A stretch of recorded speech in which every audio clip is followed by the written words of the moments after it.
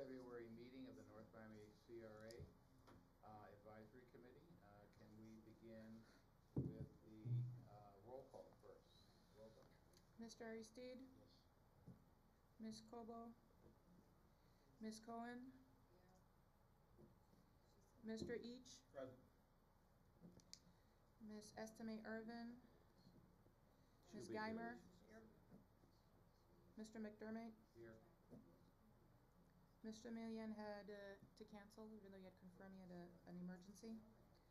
Dr. Moise? Mr. Reynolds? Yep. Mr. Robillard? Mr. Sanchez? Present. We have quorum, sir. Okay.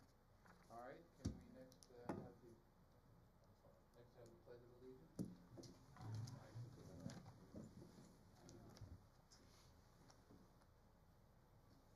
I pledge Allegiance to the flag of the United States of America and to the republic for which it stands, one nation, under God, indivisible, with liberty and justice for all. Okay. Okay. Can I have a motion to approve the minutes? I so move. Any discussion? All in favor? Aye. Okay. We should probably move over here so we can see. Yeah, that should make it easier to see. Yeah. Mr. Chair, the Executive Director, Mr. Sori, was held away from another meeting. He apologized and said we could start without him, and he will come as soon as his other meeting ends. I just wanted to make a quick statement. It's been about a year that we've been working on this project. Kevin Crowder from RMA, Steven Zolkowitz, our attorney who's been here since the beginning, and myself as your consultant.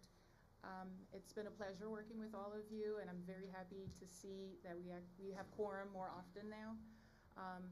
The purpose of this meeting, I just want to rehash for some of you had missed. As you recall, the CRA is set to sunset as of October 1st, 2016. We were hired to help the North Miami CRA update their plan, come up with several projects that would be feasible to extend the life of the CRA, to revitalize the downtown. This project that we're presenting to you, this plan that we're presenting to you, we feel is very progressive, it's achievable, it has some great ideas, and we've already had initial discussions with the county representatives. They love the plan, they think that we're on the right track. Actually, I want to make a comment that last week the manager and I went to the county for our fiscal year budget that was recently approved at committee, and one of the county commissioners mentioned that the way we're going with the reorganization, the budget realignment, and all the stuff that we've been doing, we should be considered a model for other CRAs. So I think it's a very positive thing. And now I'm going to pass it along to Kevin Crowder, who's been working with the community and everybody else to present his plan.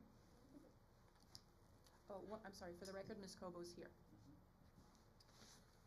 Thank you, Rasha. Good evening. I'm going to run through a presentation on the plan, just kind of refresh on the different elements of it that we've presented to you several times before, and then move into really the funding strategies and the different options that have been discussed, of which the City Council and CRE Board will ultimately have to decide on one that will then go to the county and go through the process of approval at the county and development of a new interlocal agreement for the North Miami CRA. Just as a reminder, there's been a lot of planning already going on in North Miami, both the city and the CRA. So what we've done is we've done a lot of review of these. We've brought a lot of new initiatives and brought everything into a plan. It's a CRA plan, but it's also a project-specific plan, and it's focused on implementation and growing the TIF so that the additional projects can be funded.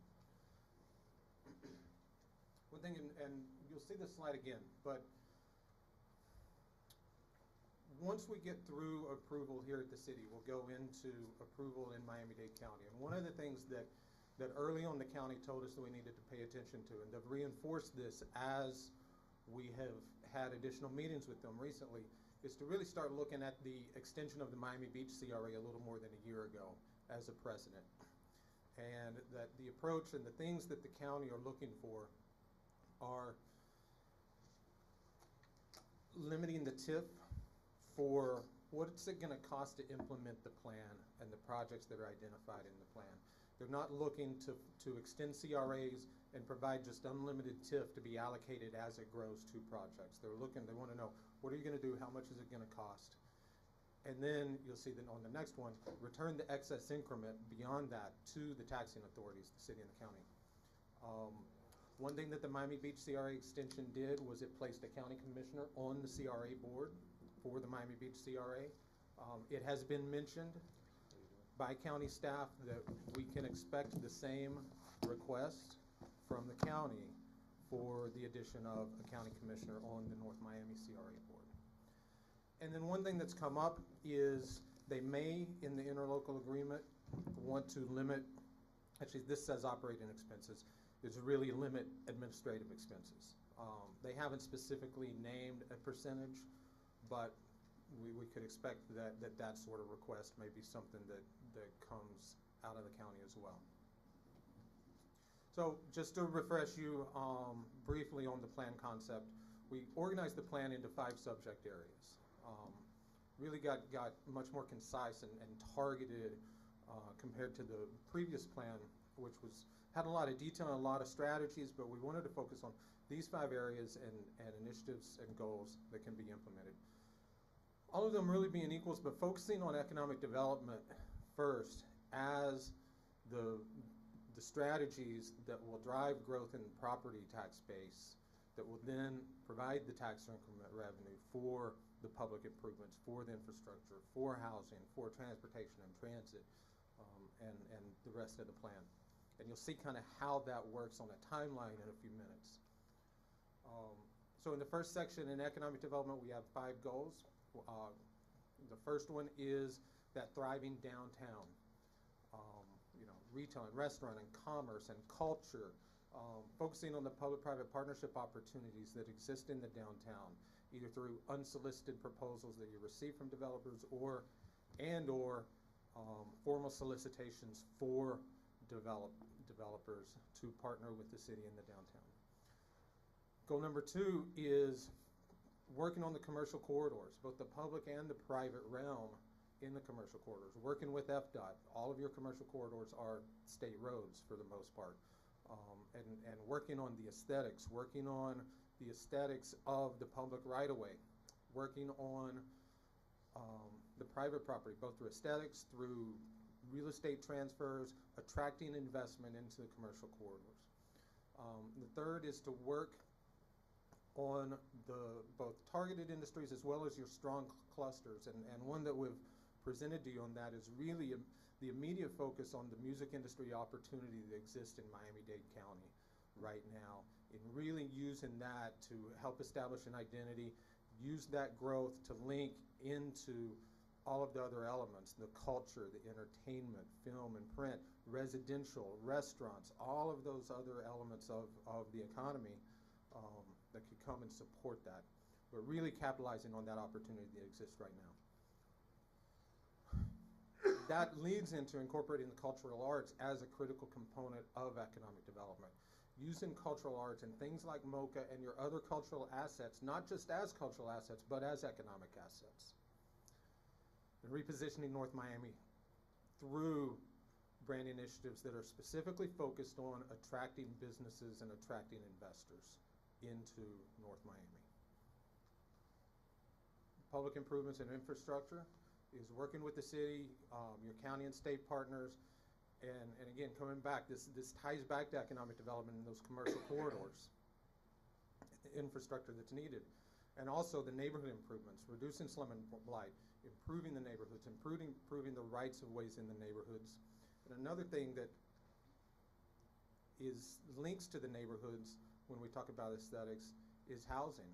The first piece is working with the private sector on a healthy mix and making sure the CRA is empowered to be able to respond to what the market conditions are regarding housing at different points throughout the life of the CRA. the housing conditions today are different than they will be in 3 years and are different than they will be in 15 years. And so what the CRA needs to do to address housing is gonna change. And I always use the example of Miami Beach, which in 1993, when that CRA was created, had a very robust affordable housing program, both through the city as well as through the Miami Beach Development Corporation. They're entitlement city, they got their CDBG money, their home money, their SHIP money, surtax money. And so the CRA really was there to support if needed, but really didn't need to. And Miami Beach kept and grew their inventory of affordable housing, but as prices went up, in 2007, about 15 years later, prices and the housing conditions had changed, and the CRA got much more actively involved in providing the funding through a forgivable loan to the affordable housing providers to acquire 3 buildings, about 300 units right across the street from the convention center, for example, and became a much more active participant based on those market conditions. We want to make sure that as TIF grows, as property values grow through the implementation of this plan, that the CRA is there as a partner with your other housing, affordable housing programs to promote development, expansion of affordable housing, as well as renovation. Again, this ties back to aesthetics, this ties back to the neighborhoods. You know, improving the condition and quality of your existing housing stock is an important element of the housing goals for the CRA. And we have transportation, transit, and parking. Working on the different transit and transportation opportunities in North Miami. This can be circulators, but especially capitalizing on the future operation of the Tri-Rail Coastal Link that will connect downtown West Palm to downtown Miami with a stop, that commuter rail, here at 125th Street. I mean, this is an important project for North Miami and for the CRA, and really making a connection between that site and the development opportunities and investment opportunities in the area around that station, and the connections that makes through the different commercial areas and to the downtown and the other locations in the city. The assets that you have, like Johnson and Wells, for example. And also creating efficient and attractive parking that supports the growth and the development and the investment that will come into the whole city, but especially the downtown. This, again, is one of those elements that links back to your first strategic area of economic development. Parking is critical to economic development, making sure that it's operating efficient and is available.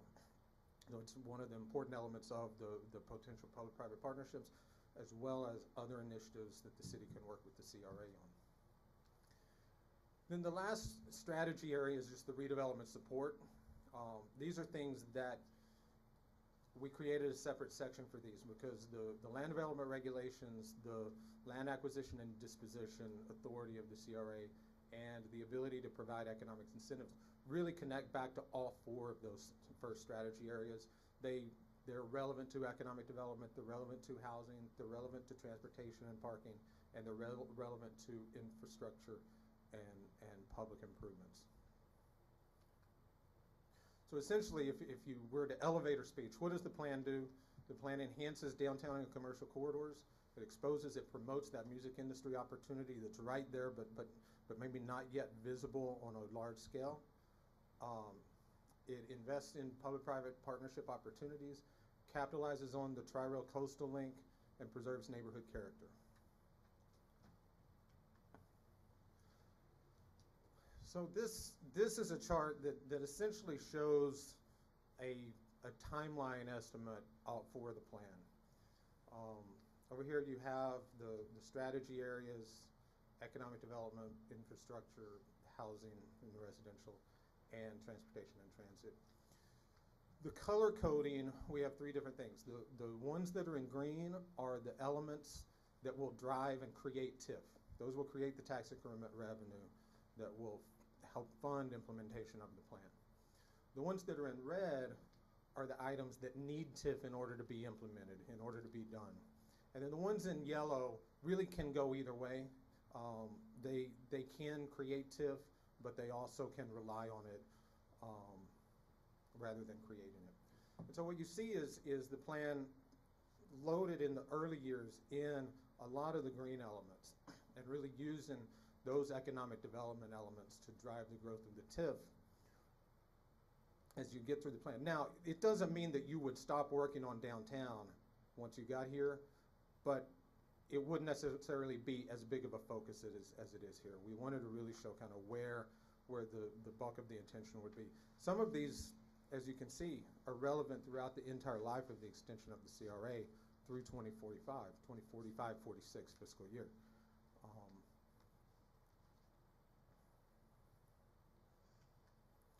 So again, back to some of the elements that the county is going to be looking for. They're going to be looking for a project-specific plan, tell us how much it's going to cost, and return the excess increment to the taxing authorities.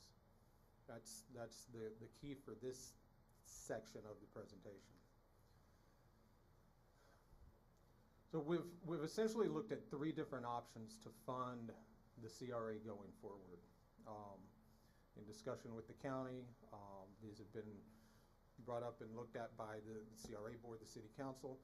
The 3 funding options are the current terms of the interlocal agreement, which right now you see the CRA boundaries. What happens under the current interlocal is 95% of the tax increment generated within the boundaries of the CRA comes to the CRA. However, all of the increment generated from the county portion of taxes that the county pays into the CRA fund from the entire area west of Biscayne, pursuant to the interlocal agreement, gets rebated back to the county every year. So it's not available for the CRA. We do not expect that that's a realistic model for extension with the county, especially given the revenue estimated to be generated from the Solomia project east of Biscayne, which under the current interlocal would accrue 95% of that revenue to the CRA. The second option is to keep the existing boundaries, and rather than the CRA receive 95% of the new tax increment, it would receive 50% of the new tax increment in all of the boundaries. There would be no refund to the county. The county and the city would each receive 50% of the new tax increment to their general funds. The third one that was evaluated was to modify the boundaries to essentially cut it off right here, where the Munisport, the Solomia location would no longer be within the boundaries of the CRA, but it would then be a full 95% CRA district. No refund to the county. It would be just a standard 95% district. So we'll walk you through this. This looks at the first 5 fiscal year estimates, projections for each of those methodologies. Looking at what the city's general fund, the county's general fund, and the North Miami CRA Trust Fund would receive. And so under the current methodology, you can see especially the difference between the city and the county general fund due to the refund of the TIF that's generated by the county on the west of Biscayne in the CRA. Boundary modification, which would eliminate Solomia, and the 50% same boundary district. These aren't too far off of each other, maybe about 10-12% difference between the two in the early years. That will change out through the out years as the plan gets implemented, as well as Solomia comes to market and gets placed on the tax roll. So when we take this and we look at the full length of the 29 years of the extension, what that represents under the current methodology in an aggregate, you can see the North Miami General Fund would receive this under the current methodology.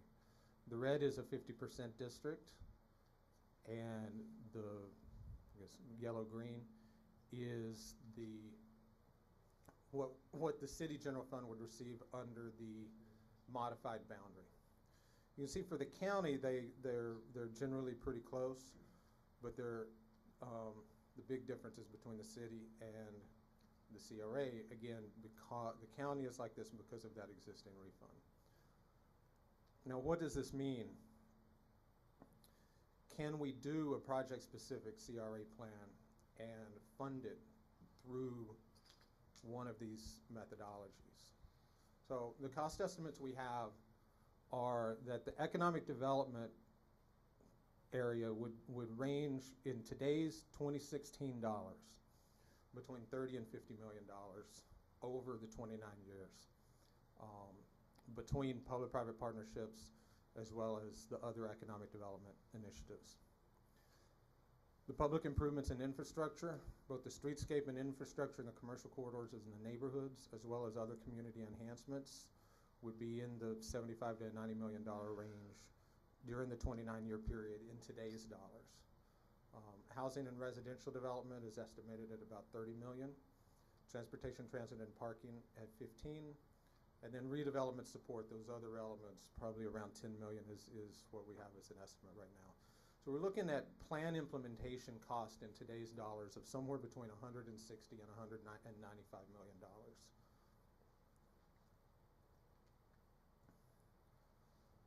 Can I ask you a question? When you say in today's dollars, does that mean you're using an inflation factor so that because something is going to be more expensive to implement 5 years down the road than it is now?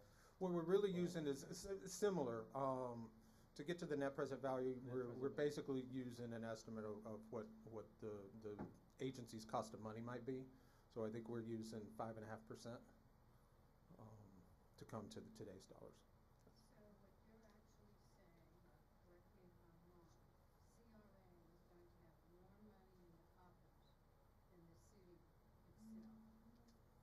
Because when I look at page 69 of your handout, it seems to indicate that you're almost 2 to 1, if not more. And even when you had up here Just nice. ago, Right. it seemed to appear that CRA No, that's just the will get contribution. more funds than the actual city. Am I reading that wrong, or am I She thinks she's the whole misunderstanding? general, she's talking about the whole general fund. On the whole general funds, it appears that CRA, which was, not elected, has no oversight, no one can complain, no one can block anything, and they have twice, or if not 3 times the amount of money than the city. Am I wrong in coming to that conclusion, or? Yes, this is not the city's general fund. The city has its own general fund and budget. This is only the portion that comes from the net new taxes generated only in the CRA area. Yeah, that's what she's saying. But She's that's what comparing I'm the general saying. fund to that The fund. general fund. That's not the general fund. Okay, it's not the general fund. Right. Where does the city get the other funds, and how much does that take in as compared to what they're getting from this neighborhood or CRA? That was it, that was, Right that was, correct me if So- I'm wrong, that was the 5% tip that's going in, am I reading that right? Right, the city's general fund is gonna come from the Tax base, the tax base. Think of 2 different geographies. Okay, You've got the area of the city that is within the CRA. okay. So what goes to the city's general fund from that is the millage rate, the property taxes generated on $870 million of value, which was the base year value, Okay. plus 5% of the increment, which is in 2017, 98,000, if you use the Plus current rest of the methodology. city. Plus, they get the full property taxes from the rest of the city that's not in the CRA boundaries. Well, the boundaries takes up. The boundary's very large, but I'm not. Of the city, does it not? you know, you might wanna go back and explain when the TIF came in, up to, when did we start the CRA, in 96? No, 2005. 95? 2005. 2005, okay. 2005. All of those taxes up to that point, 100% of the taxes go into the general fund. Everything after 05, 95% goes to correct on Correct. that number? 95% goes to CRA, but the 5% goes into the, in addition to the original tax Right. rate, okay?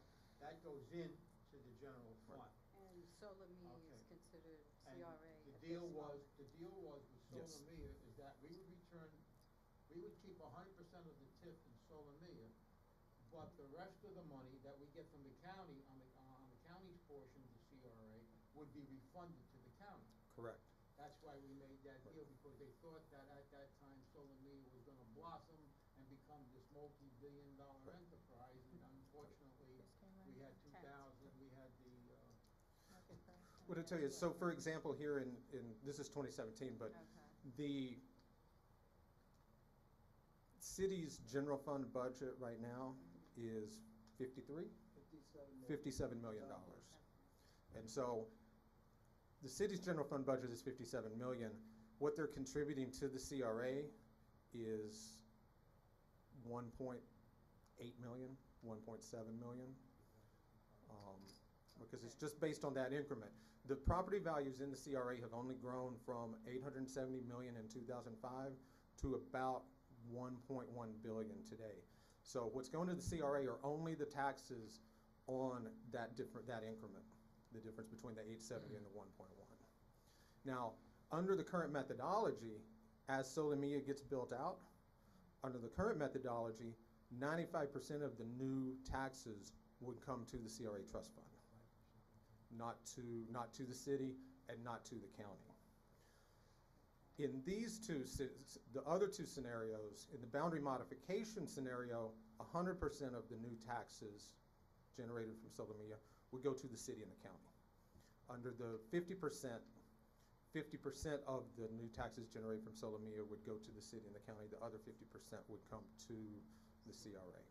One of the reasons that when you see here that this is higher than this is because this also includes county money. It's not just the city money that's in this piece.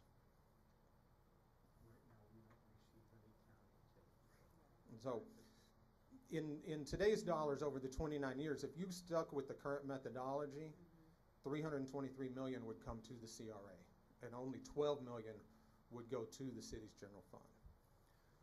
Under these two different new methodologies that we evaluated, you can see that what would come to the city general fund compared to what would come to the CRA.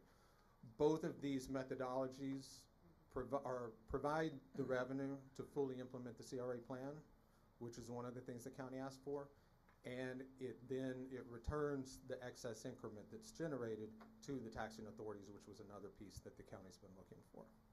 But under the modified plan, the 137 million has more money coming in, but it's not reflected here. From the rest of. Yes, there's other money. Yes, there's a significant amount of other money that would come to the North Miami General Fund. This is just what the implementation of the plan within the boundaries would generate. And so, as you can see, our estimate is 160 to 195 million in implementation. And so both of these would fund full implementation of the plan while providing that excess increment to the taxing authorities. In looking at the two different options, our preference, our recommendation is for this one, for the 50% tax increment district. We feel that's more fiscally sound. We feel that it spreads the risk better throughout the geographic area. There are things that are gonna happen that are gonna be out of the city or the CRA's control in the economy, in the real estate market. We just saw that. Your North Miami CRA TIF went from at one point being just over $8 million to under $500,000 during the last real estate cycle. And we've seen the impact on the CRA from Biscayne Landing project not happening. And so what we've done is we've given you a CRA plan that drives its own TIF. It doesn't rely on the TIF from Solomia. It focuses on the downtown. It focuses on the economic development pieces. But again, those things being out of your control and out of the city's control, if something happened for whatever reason and the Solomia project didn't happen, and we went gangbusters in the CRA, and you were using the modified boundary, you wouldn't have this benefit to the city's general fund. Whereas, and vice versa, if something happened where that went gangbusters and something happened in the market where the rest of the CRA just didn't get there, you'd have the opposite impact. Whereas with the 50% district, you're spreading that risk. We'll be able to implement, and both the taxing authorities as well as the CRA, we think are in a better fiscal position in that structure. May I ask you a question? Do we have that authority to reduce our amount of TIF, or I thought this was controlled by state law, 95.5? The state law allows for what the state law says is that the TIF shall be between 50 and 95%. Say again? TIF is between 50 and 95% under state law. 50. 50 is the minimum. Oh, okay. 50 is the minimum. Okay, thank you. Right. And then there'll be other elements that, some of those other things that don't become part of the plan, but will become into the interlocal. The county may want to talk about capping administrative costs, and your administrative costs are not that high. Anyway, I think they're under 10%. They'll want to talk about a county commissioner potentially being on the board. Another thing that once we get through this, we'll start working on is they're going to want to come back similar to the original creation, what happened when this CRA was created. They're going to want to come back in 5 to 7 years and say, did you do this? And kind of have a trigger mechanism that they're going to look for in order to really get the full 29-year extension. And frankly, if you don't do this, you're not going to have the funding to do the rest of this. But one of the elements, once we get into the next piece of negotiating that interlocal agreement, will be determining what that trigger or what that performance measure will be. Kevin, if you had a performance measure and they said you didn't meet it, what would happen? Would they say we can sunset the CRA right now? That will be part of that negotiation, but what we are going to be, and we've already had this conversation with the county, and the county understands our concern here, is that it's going to have to be a very clear, defined performance measure that's focused on private sector investment. And once that is met, and it'll probably have to do with the development agreement on one of the public-private partnerships, because once you pull that trigger on private investment, they need the certainty of this 29 years. And the county understands that as well, that it's going to have to be built in there where it's clear to the investors that are coming in, especially the ones that are going to partner with the city, that the CRA will be here and that the tools available to them from a CRA will be available for the full 29-year extension. So I think, and the county understands our concern with that. I think we've seen some models from other development agreements that we think we'll be able to meet that pretty easily. I'm kind of losing you on that. Yeah, I am too. Okay, sure. So I'll give you an example. In North Miami Beach has an incentive where they will provide a rebate or a recapture of part of the new taxes, part of the TIF that a project generates. So if a project comes in, a $50 million project, once they're completed, they'll get between 50 and 75% of their new taxes rebated back to them through 2028 when the CRA sunsets. So that's a tool that this CRA has available to it under this plan. Once your plan is adopted, you'll come back and determine the guidelines.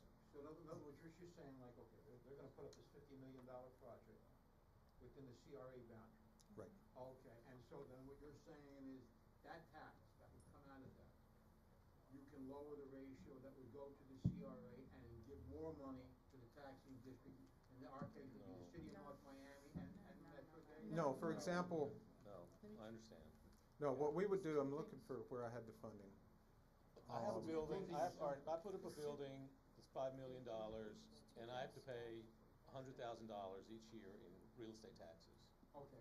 All right, I will pay that $100,000, and at the end of the year, the CRA will give it back to me. Not all of it, Not but all of it? no. Or some portion of it? Well, a portion, and you, the CRA, will determine what that percentage will be and what qualifies for it. So in other words, we're talking about tax abatement. Is that Similar. It's called, development Similar. incentives. So essentially, And as part of, Depending on what city, like up in Illinois, we would call that, we Right. wanna bring in an industry. You gave them so much off the Yes. property tax for the Yes. first 5 years. Right. Exactly. So basically, this is something in that venue. right, it's in exactly that what it venue, and is. what it is because you don't have the incentive money up front to give right now. And you don't necessarily wanna do that. You want them to construct their project. You wanna get their project Gotcha. on the tax Gotcha. roll, Thank and you. then you will let them recapture a portion of that. They're gonna need to know, as they do their financial structuring of their project, they need to know how long they get that. Got it. And so, Good, good. the issue of a performance measure review at 5 years is gonna have to be resolved before you do that. And so, that's what we're focused on with the county in identifying what will that performance measure and trigger be, so that that developer or developers have the certainty that that abatement will be available for however long the CRA determines to award it. I mean, the project would have to come in first before you give up. Sure, Something. sure. Got you. Yeah. All right, that's a good, yeah. Excellent. But could they come in and say, okay, you've done some projects, you've given out some abatements, but you really aren't doing anything. So we're gonna let those abatements continue as we promised, but we're shutting you down for everything else. Just, you're not gonna be active. No, it will be a clear, defined, Yeah. trigger. I'll give you an example of Yeah. something that we were looking at on the planning commission to create a compact urban center where the new railroad station was gonna go. Right. Where you change the zoning, drastically change the zoning, and going 20 and 30 stories and making that, as the Urban Land Institute was saying now, and correct me if I'm wrong, what they want you to, they would like you to work, live, and shop and play within the same area. Right. In fact, this was on the History Channel the other night, that's what I was and you wanna create that urban center over there like they're doing downtown pretty much. And if you can create that, then you get a developer in, and like you were saying, you give that measured reduction in property taxes as an incentive. Clerk, I think the only thing that we would not be looking for a performance measure that, say, goes back to the county commission for them to decide whether or not it was met. We want a clear yes or no checkbox. Yes, it was accomplished. It can pretty much be done administratively. Okay. Yes, you've complied. And that's what our attorney will be negotiating for us. Now, if you don't meet it, then is the time to go back to the county and say, please. But that's kind of where you are right now. And the county sees the work that's been done. They see the focus and direction of the CRA now, and are making that determination. We'll be working with them to get the extension now, but that is one of the things that they're looking for, just based on the prior history.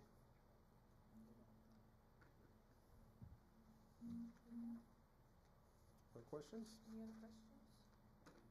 No? You wanna come back, Mr. Zelkowitz? So, the next step for this, now that we've presented it to you, tomorrow we will be presenting it to the CRA board and the city council for approval. And then after that, we will transmit it to the county and start the negotiating aspect of it, which, Mr. Zelkowitz can elaborate on, and he's done this enough times for us. Understanding that our clock, sunset as of October 1st, so we are in a time crunch. And we will be back as we get into the discussions on the terms of the interlocal agreement to go over those with the board and get your input on what those should be, how the final interlocal agreement structure looks.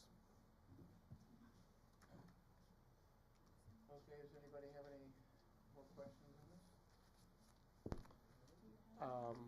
Arthur Sorey, I was a little late today. Just want to thank Kevin. I've heard this presentation along with Steve probably about 20 times now. And Kevin's getting better and better at it. So he's really broke it down really simple for us. And I just want to thank him and the job him and his staff are doing on it. Thanks a lot, Coach. All right, and I just want to take a moment to recognize Mary Estime Nervin, who's joined us, and Dr. Rudy Maurice, who's joined us. Thank you very much.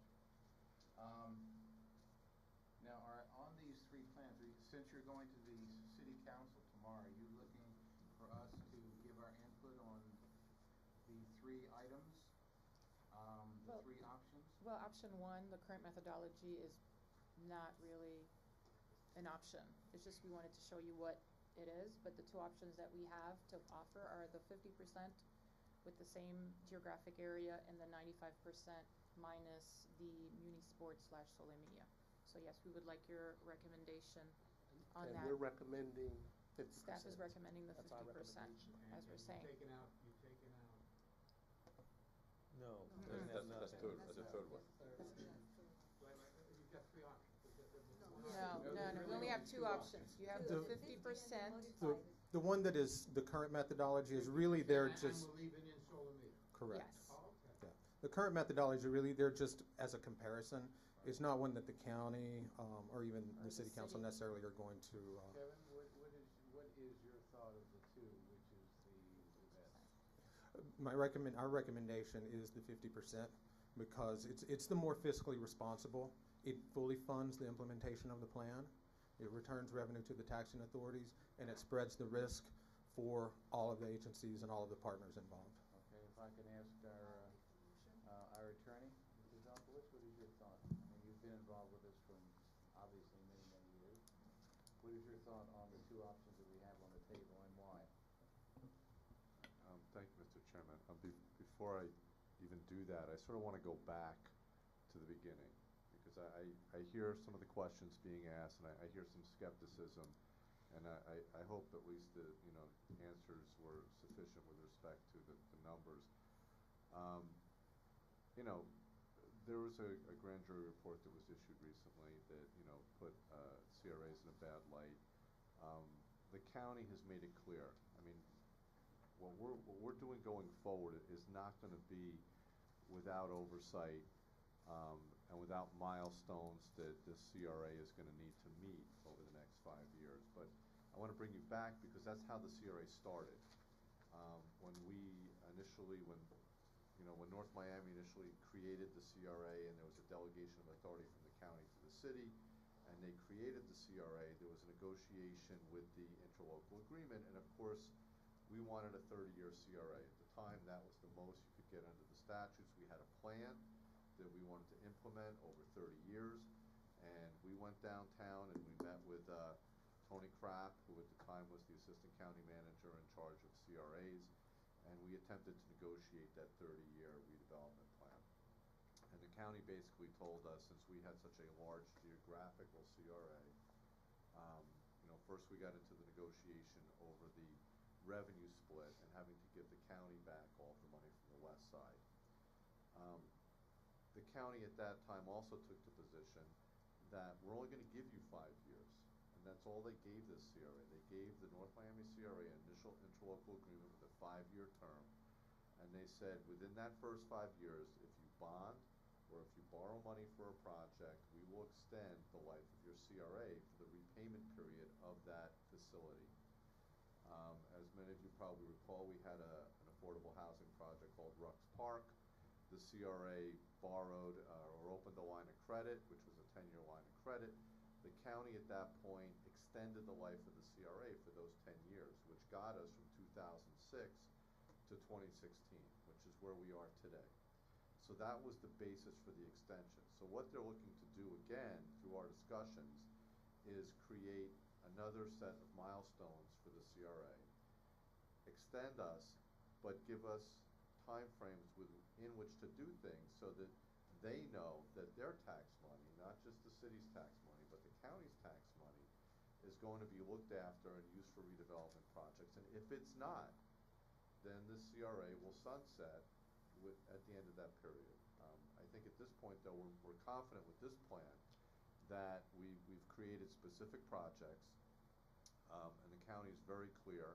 They want a project-specific redevelopment plan, and RMA has created that for you so that when we get the extension, that we know what we need to do and have objective parameters of what we need to create as a CRA in order to move the redevelopment plan forward.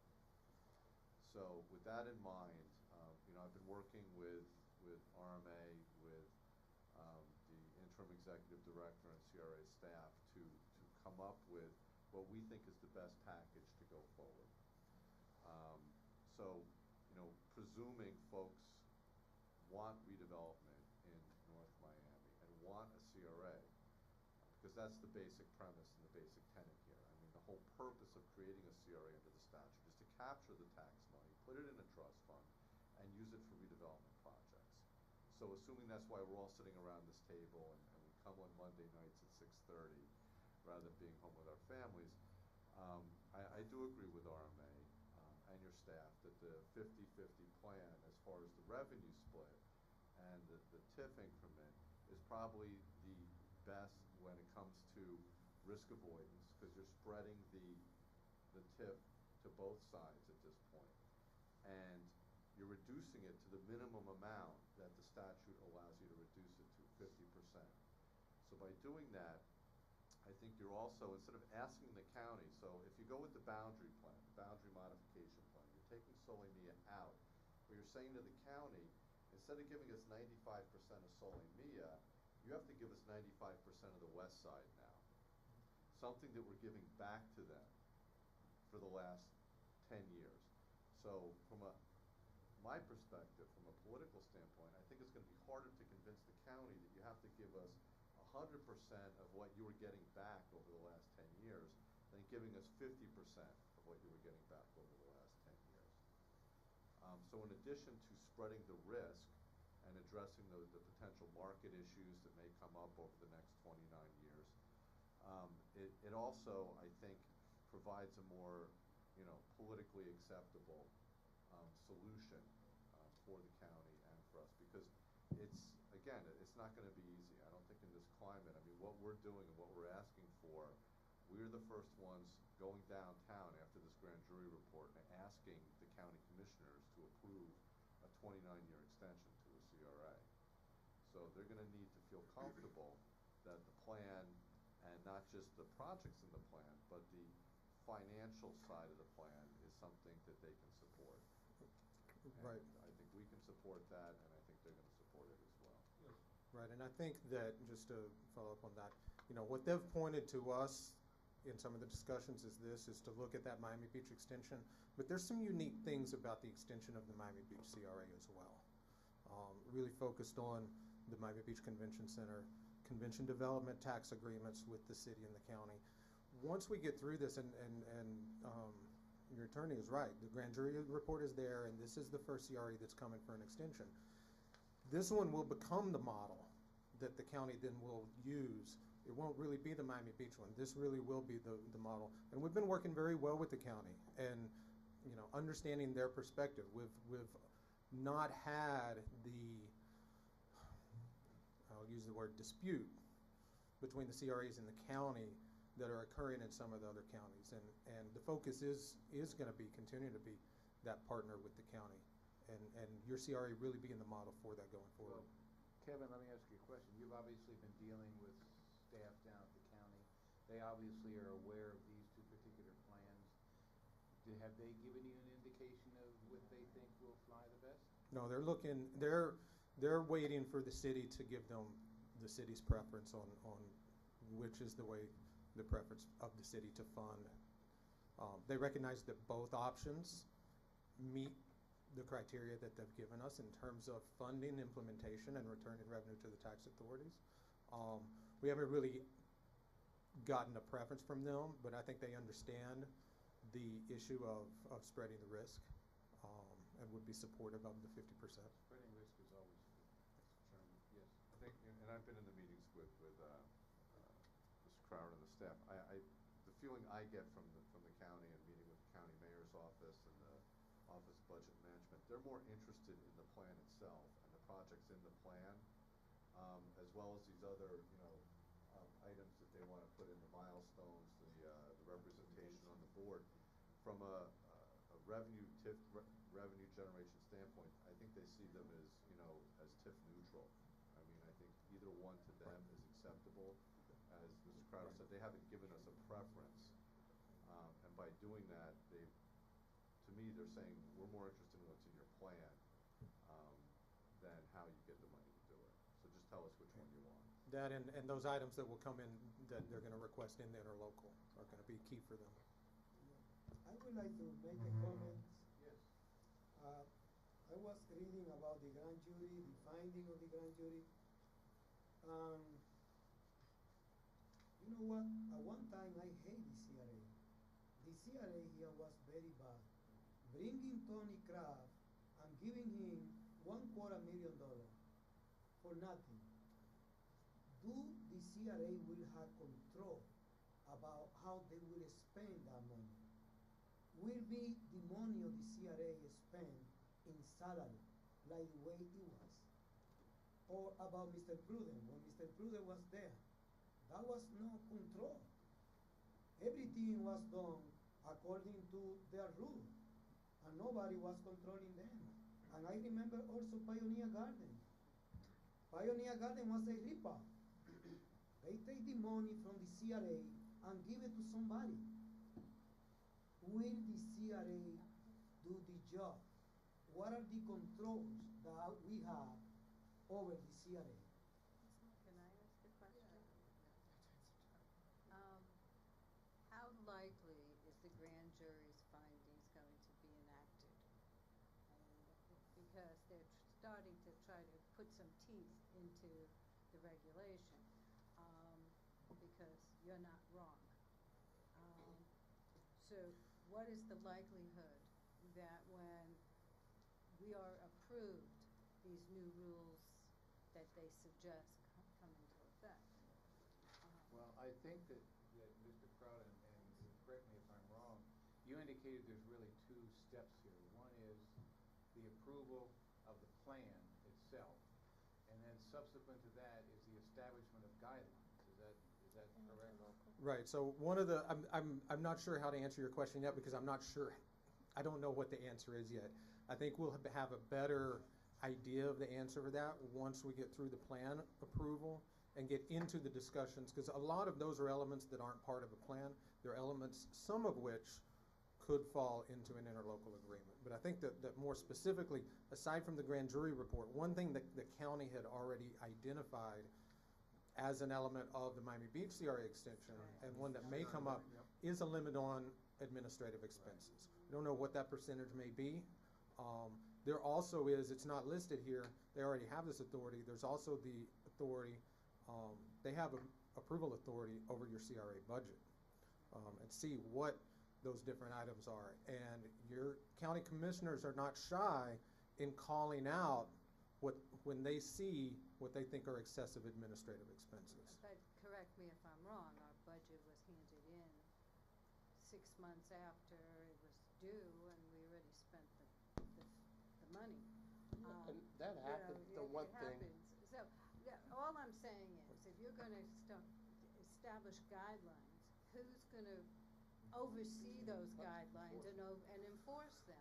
This is the only, It will be part of the interlocal agreement with the county, and whatever those specific items are, whether they're from the grand jury report or not, are going to be paid attention to by the county because of that grand jury report.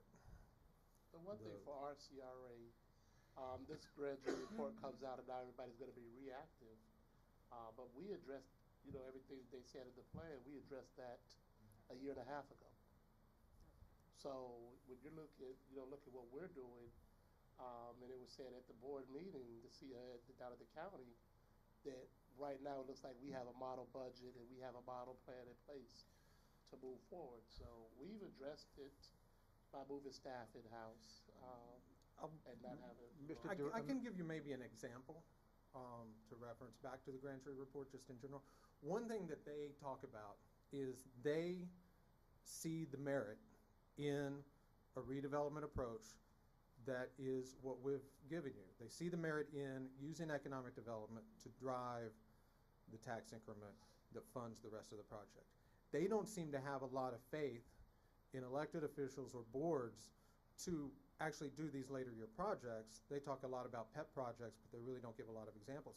By giving you a project-specific plan and by limiting it to the amount of money that's needed to implement this, your plan addresses that, because what they're talking about with pet projects is once you do the implementation, you've got all of this other TIF that boards just start spending money on.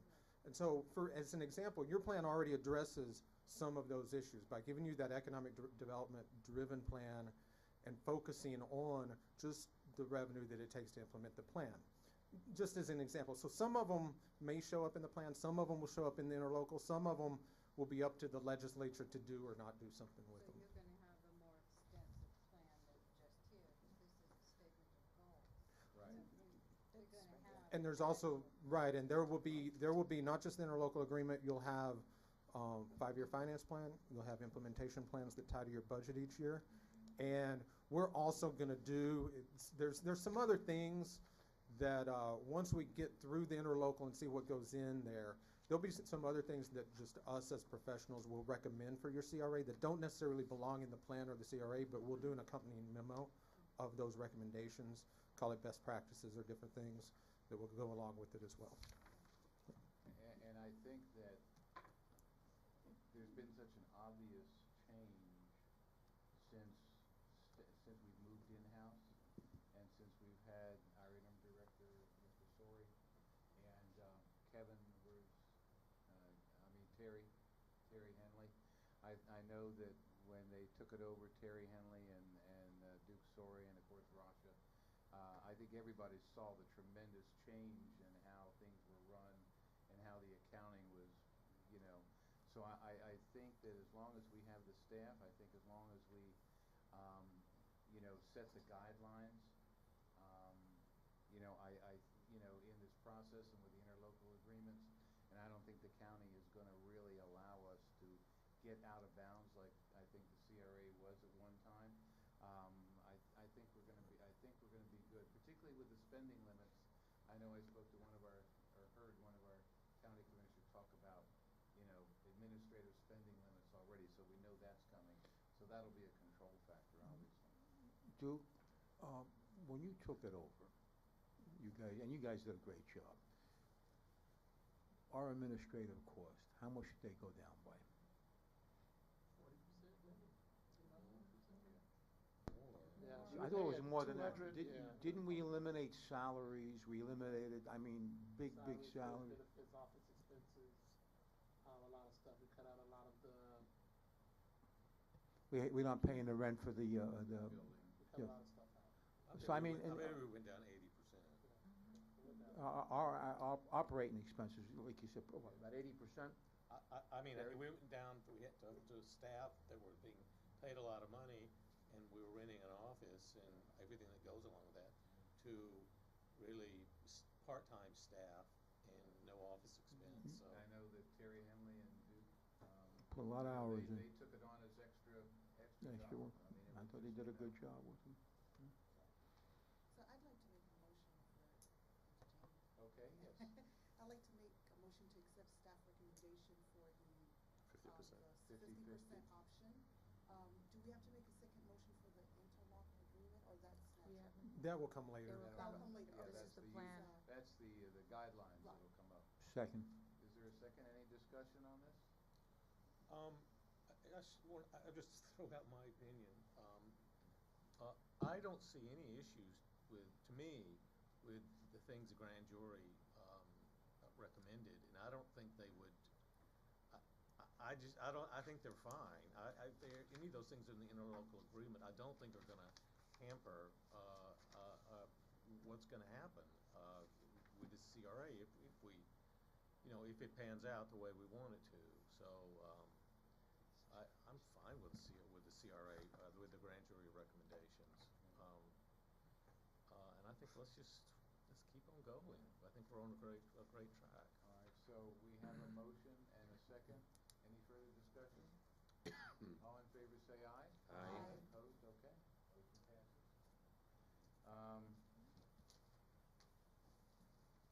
I know that there was an item here for the grand jury. City attorney, you want to talk about that as part of your report?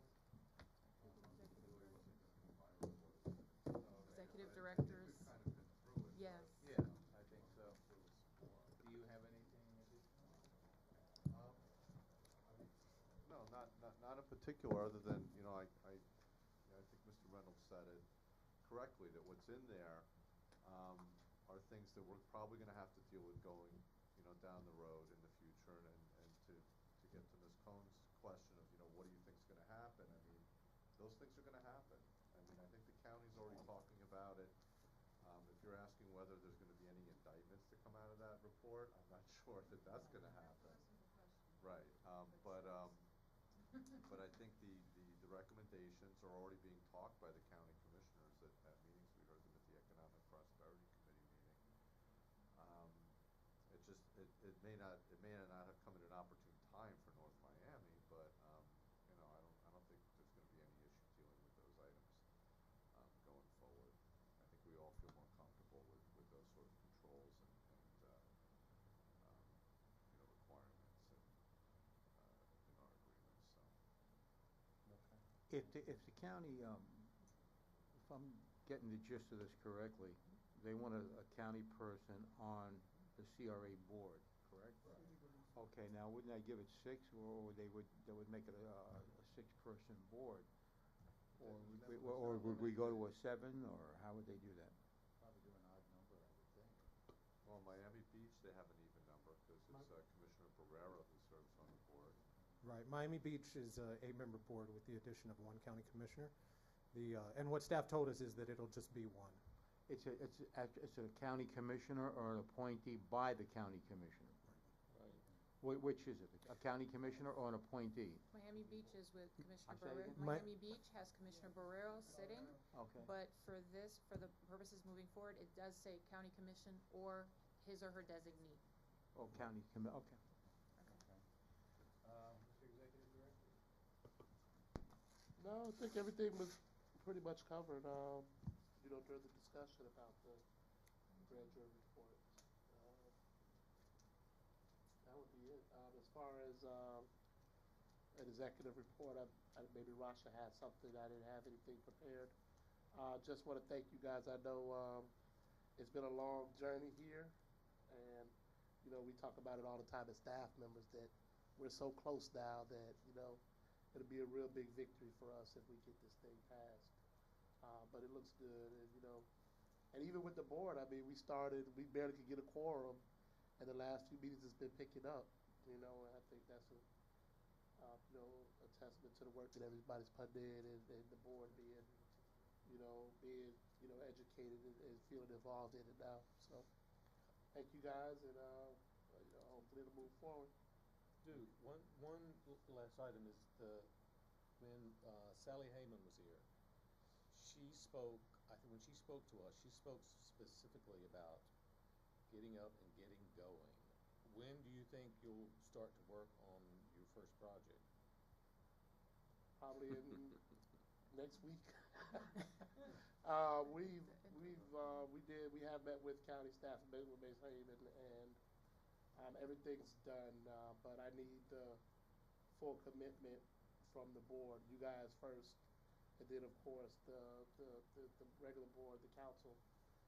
Once we get that full commitment, you know, we have stuff laying around waiting to implement, but you know, we didn't want to move forward until we had the full commitment and knew that this is something that the city wanted and the community wanted. So I think we're there. We'll find out tomorrow night. If it passes tomorrow night, then I think we have a marketing plan. It's already packaged and ready to go, and we'll start marketing. You'll start seeing marketing about North Miami CRA. We've had little things where we sponsored a couple things here and there where people are starting to hear about us.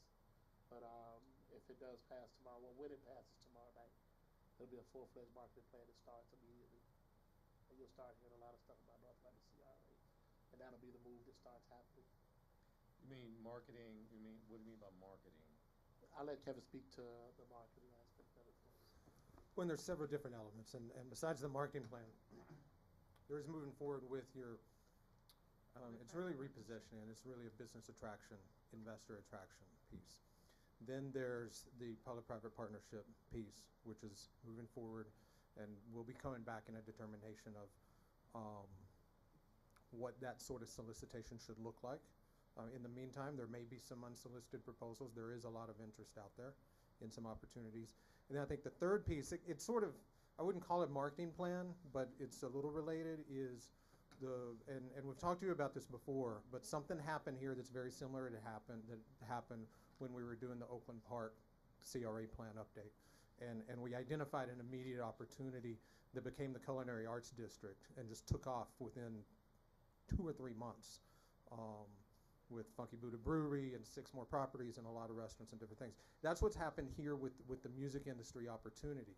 And so we've been still careful on that, again, waiting for really tomorrow and the vote tomorrow on the plan. But we've taken that and already had some of the initial conversations with folks in that industry. You know, there's people who have had their live music venues who've closed them in the last 18 months due to real estate pricing pressure, mainly downtown, who are actively looking for opportunities in Dade County. Promoters, musicians, different people, the studio owners, you have 14 of them up off West Dixie. We've had some conversations with many different players, owner of major music label with interest. And so we're really just looking to get through tomorrow night and take that to the next level and really take that into a much more public, aggressive campaign, because that's something, remember that even the public-private partnerships and the development that's going to happen is going to be a lot of behind-the-scenes work for 18 months, 24 months, before you start seeing real cranes coming out of the ground. You look at North Miami Beach is getting there right now after about 3 years of effort. But there's those quick wins and this immediate opportunity and the business attraction piece that goes hand in hand with that starts showing you progress and successes now while you're nurturing and building that much larger investment. And that's all packaged and ready to pretty much be released once we get through the approval tomorrow. Yes. Is there any reason why the council will not approve this tomorrow? It's no particular reason. Right now, you know, everybody has different thoughts on the CRA. As we move forward, you know, even here we have discussions on which plan to go with. So the council has the same, you know, concerns, which plan do they want to go forward with. You know, just as Holly said, everybody's concerned with the general fund revenue and how it moves forward, and just making sure that North Miami CRA doesn't starve out the general fund.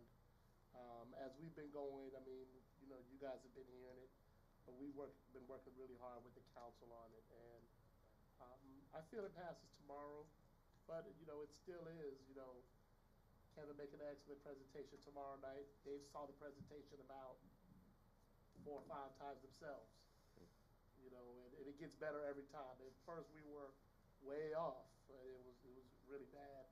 Then it came back and it was like, okay, you guys are still off. Now it's like, okay, well, we're about there. So tomorrow night's the home run, you know, we wrap it up tomorrow night. I don't see it not passing. Okay. Any other comments or questions? Do I hear a motion to adjourn? Oh, any old business? Any new business? Do I hear a motion to adjourn? Oh, wait, before you adjourn. I know we did talk about some administrative duties. Probably once we do make a decision tomorrow on the status of if we're going to move forward or not, we'll probably be looking at moving to hire a full-time person in the house to start working, because you know, we're going to have to really put a good foot forward to make sure this gets done. So, you know, we'll talk about it probably at the next meeting once this is discussed, but I just want you to know that that's going to happen. It won't be anybody that you don't know. You know, we have this consultant that's been slowing us down for a while. We're thinking about bringing her on board. Well, I don't want anything to change what's going on, because it's good, the direction we're moving. Exactly, we don't want to. I like our direction. I do too. Lean and mean. Exactly. Okay, I think we had a motion to adjourn. And I second. All in favor?